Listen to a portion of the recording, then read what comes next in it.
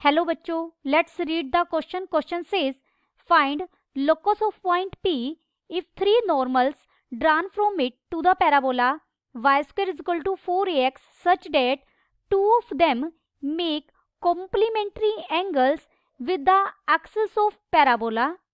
First we see the key concept. Equation of normal to parabola y square is equal to 4ax. अगर कोई हमारे पास parabola है, right handed parabola, y square is equal to 4ax, तो उसकी equation of normal क्या होगी? In slope form. जहां m क्या है? स्लोप. क्या इक्वेशन होगी? y इज इक्वल टू mx minus 2am minus am cube. ये हमारी इक्वेशन ऑफ नॉर्मल है राइट हैंडेड पैराबोला के लिए. गिवन हमें पैराबोला क्या दिया गया है? y square is equal to 4ax. ये एक राइट हैंडेड पैराबोला बनेगा. ये x एक्सिस के सिमेट्रिक होगा. हमने इसके यहाँ कोई पॉइंट है P मान लीजिए. P से आपने पैराबोला पर नॉर्मल ड्रॉ की है. नॉर्मल का मतलब है जहां पर ये पैराबोला को इंटरसेक्ट करेगी वहां से आप जो टेंजेंट लेंगे उसके साथ ये जो P से आपने लाइन कह सकते हैं ड्रॉ की है, ये 90 डिग्री का एंगल बनाएगी. आपने ऐसे ही यहाँ पर एक ड्रॉ की है. इस तरीके से आपने 3 टेंजेंट्स ड्रॉ की हैं, सॉरी 3 नॉर्मल्स ड्रॉ की हैं. मान लीजिए कि ये पैराबोला ये आगे जा रहा है ऐसे, और एक यहाँ पर आपने नॉर्मल ड्रॉ की है. दो इनमें से 2 नॉर्मल्स के बीच में कैसा एंगल है? कॉम्प्लीमेंट्री एंगल्स बना रही हैं. कॉम्प्लीमेंट्री एंगल्स का मतलब है, मान लीजिए एक एक्स एक्सिस के साथ एक θ1 एंगल बना रही है, एक θ2 एंगल बना रही है. तो θ1 प्लस θ2 कितना होगा? 90 degree.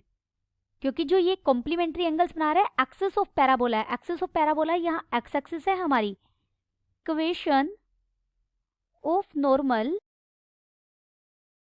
To y square is equal to 4ax.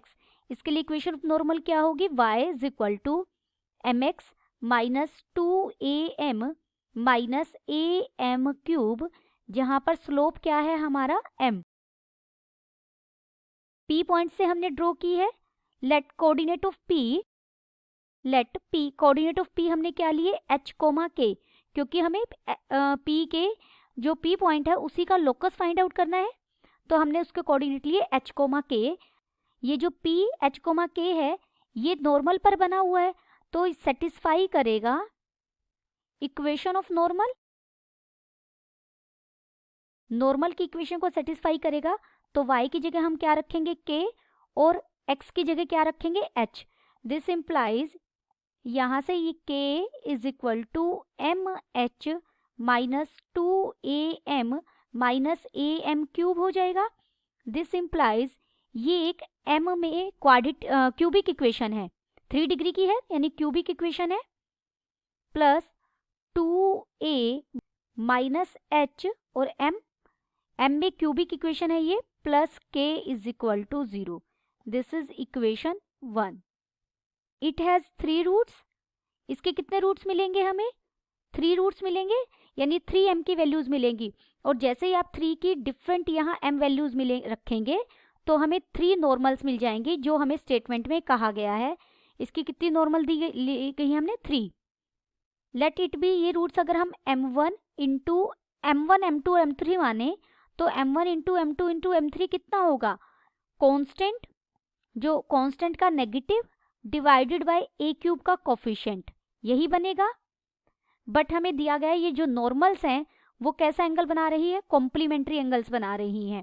अगर नॉर्मल कॉम्प्लीमेंट एंगल्स बना रही हैं तो उन नॉर्मल्स जो जिस टेंजेंट के कॉरस्पॉन्डिंग वो नॉर्मल है, वो टेंजेंट्स भी कैसी होंगी? कॉम्प्लीमेंट्री एंगल बनाएंगी. एज नॉर्मल टू नॉर्मल्स बना रही है ना, make complementary angles. This implies corresponding tangents make complementary angle.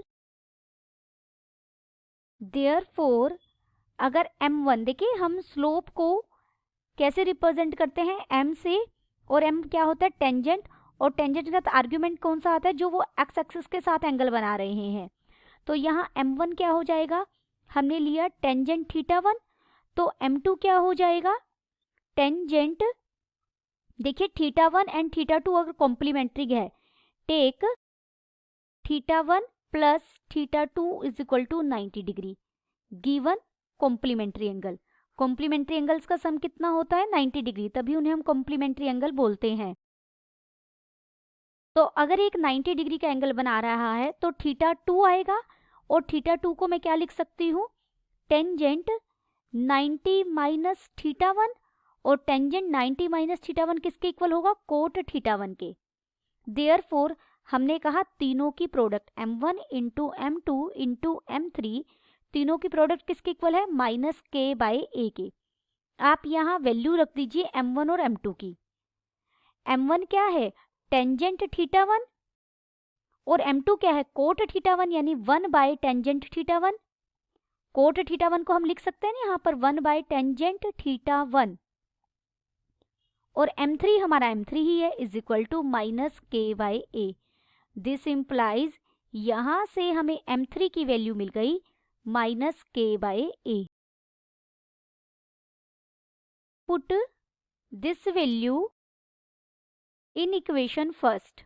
अगर इक्वेशन फर्स्ट में हम ये वैल्यू रखें तो हमें क्या मिल जाएगा, a, और m क्यूब की जगह हमने रखा माइनस के बाय ए का क्यूब हो जाएगा, plus 2a minus h minus k by a plus k is equal to 0।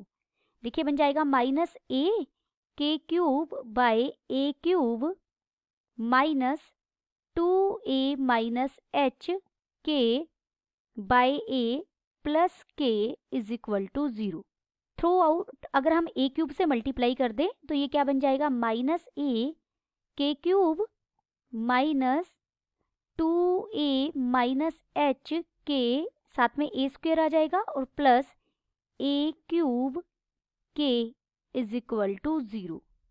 This implies यहाँ से अगर हम a के कॉमन ले लें तो हमारे पास क्या बचेगा, देखिए मैं माइनस भी कॉमन ले लेती हूँ, तो ये बन जाएगा अंदर यहाँ पर के स्क्वायर बच जाएगा, प्लस के और ए हमने बाहर ले लिया तो अंदर बचेगा 2a square plus minus A H हो जाएगा minus A square is equal to 0।